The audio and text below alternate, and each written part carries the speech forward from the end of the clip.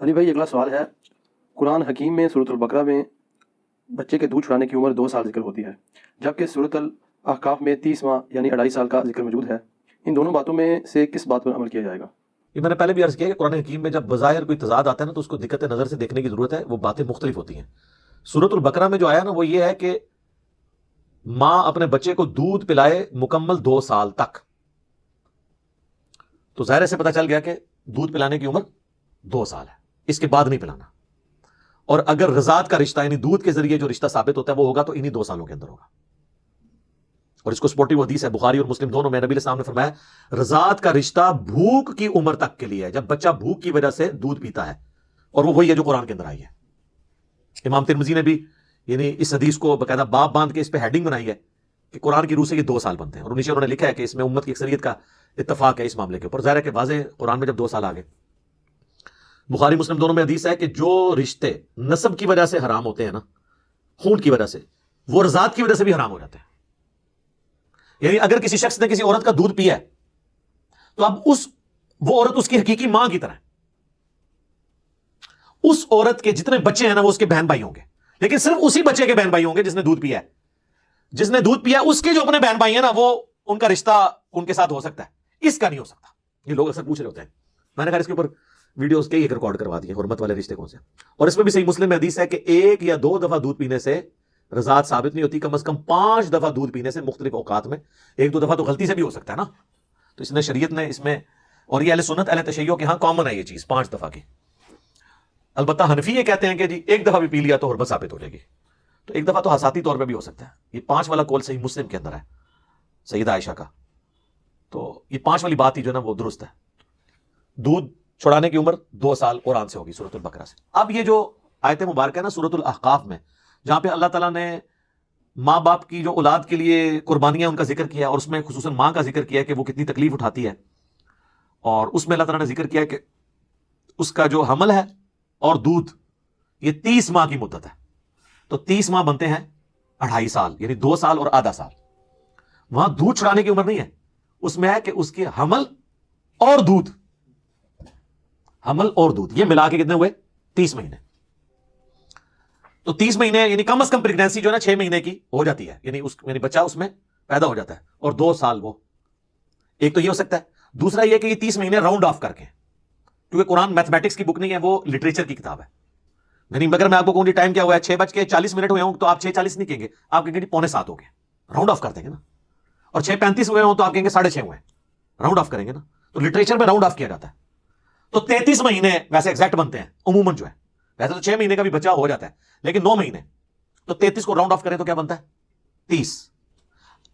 اب بعض لوگوں نے یہ کہا کہ جی امام حنیفہ نے جو دودھ چھڑانے کی عمر کا ذکر کیا ہے وہ اس آیت سے کیا ہے۔ سر یہ آپ کے دماغ میں کیڑا ہے، آپ کے پرانے بزرگوں کو یہ وہم بھی نہیں کبھی آیا تھا، ورنہ وہ آپ سے بہت پہلے دریافت کر لیتے۔ پرانے بزرگوں نے آپ کے یہ لکھا کہ تفسیر عثمانی جو ہے شبیر احمد عثمانی صاحب کی، اور محمود الحسن دیوبندی صاحب کا ترجمہ ہے۔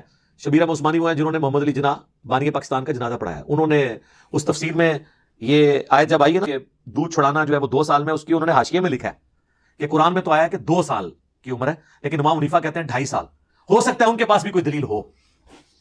تو شبیر احمد عثمانی صاحب کے دماغ میں نہیں آیا کہ میں سورۃ الاحقاف کی آیت پیش کر دوں 2.5 سال کے لیے، اتنی ان کو بھی شرم آئی کہ یار وہ ہے حمل پلس دودھ، تو کسی کے دماغ میں یہ دلیل پہلے نہیں آئی تھی، ٹھیک ہے۔ تو اب اگر کوئی دھکے سے کرتا ہے تو ان کے بڑے بزرگ یہ حرکت نہیں کرتے تھے، ان کو پتا تھا کہ یار اس طریقے سے تو آپ تعریف نہیں کریں گے، اور یہ راؤنڈ آف کا معاملہ چلتا ہے عربی زبان کے اندر۔ بخاری اور مسلم دونوں میں حدیث ہے، صحابی کہتے ہیں کہ نبی علیہ السلام نے 60 سال کی عمر میں وفات پائی۔ پھر بخاری اور مسلم میں دونوں میں حدیث ہے، دوسرے صحابی کہتے ہیں کہ حضور علیہ السلام نے 65 سال کی عمر میں وفات پائی۔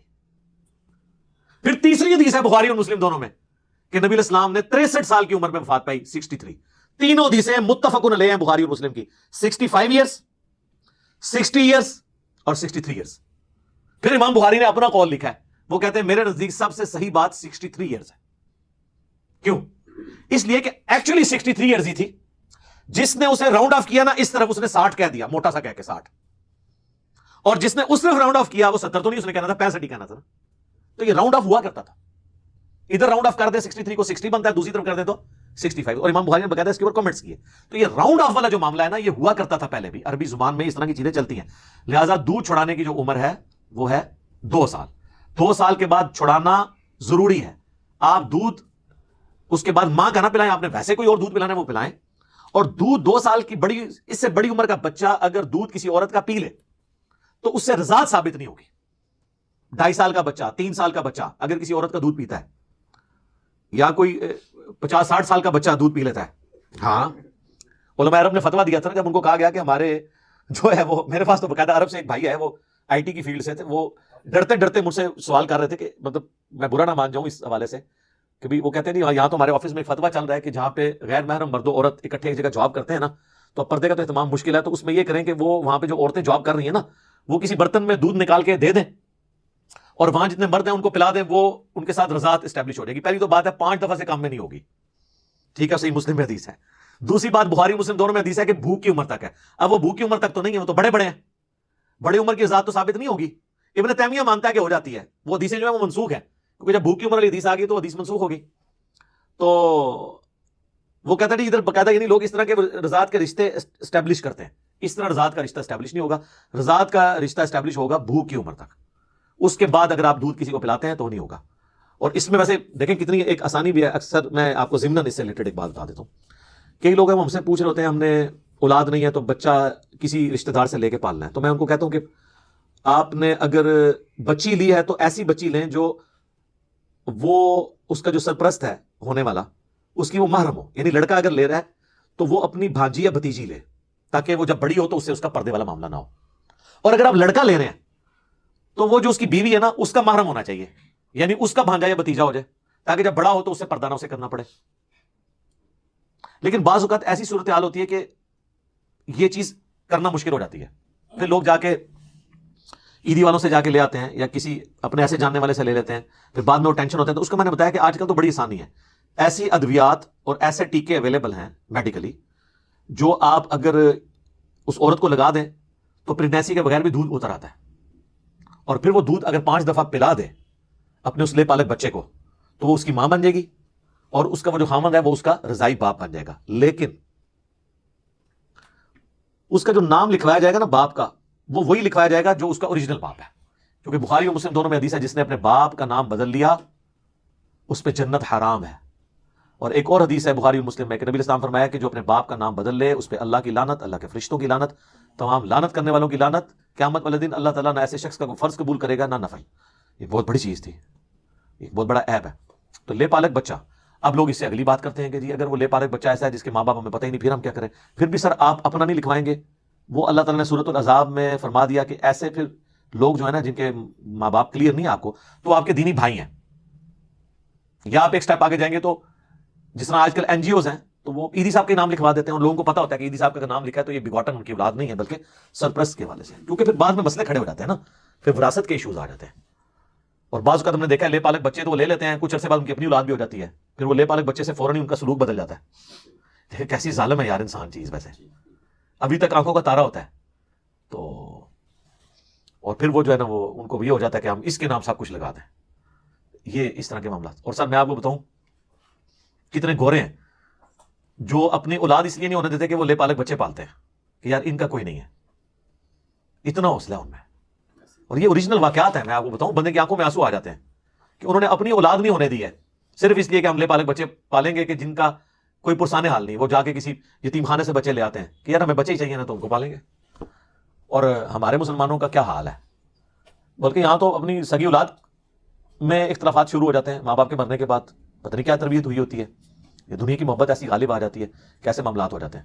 خیر اب یہ تو رونا شروع کریں تو کئی باتیں آگے آئیں گی. تو یہ جو دودھ پلانے کی عمر ہے یہ 2 سال تک ہی ہے. یہ جو قرآن میں لوگ کہتے ہیں نا بعض اوقات یہ تضاد ہے، یہ تضاد نہیں ہے میرے بھائی، یہ لٹریچر کی بک ہے. آپ نے دونوں چیزوں کو ایک جگہ جمع کر کے دیکھنا ہے. اسی والے سے جو پچھلا بھی کچھ کوسچنز پہلے آپ کا جو کوسچن تھا کہ جی وہ قرآن میں فرشتوں کو حکم ہوا تھا تو شیطان تو فرشتہ نہیں تھا تو اسے سجدہ کیوں کرنا تھا، تو اس کو میں نے لہذا سے کلیئر اسی لیے کیا ہے کہ وہ اس میں شامل تھا. اور اس نے اس لیے نہیں کیا کہ فرشتہ نہیں تھا، وہ سورۃ الکہف میں آ گیا کان من الجن ففسق عن امر ربی. اگر فرشتہ ہوتا تو نافرمانی نہ ہوتا. فرشتوں میں اس لیے شامل تھا کہ تغلیب کے قاعدے کے تحت چونکہ سارے فرشتے تھے ان میں ایک جن تھا تو اللہ نے فرشتوں کو جنرل ذکر کیا. اور آپ کا وہم پھر مزید نکالا کہ اللہ نے شیطان سے پوچھا کہ تو نے کیوں نہیں سجدہ کیا، تو اس نے آگے یہ نہیں کہا کہ یا اللہ مجھے حکم نہیں تھا، بلکہ اس نے کیا کہا کہ میں نے اس لیے نہیں کیا کہ میں اس سے بہتر ہوں. اس نے اپنے گناہ کو جسٹیفائی کیا. شیطان مان گیا. اور جو اپنی غلطی کو مان لے وہ آدمی بن جاتا ہے. یہی آدمی اور شیطان میں فرق ہے. ٹھیک ہو گیا. جزاکم اللہ خیر.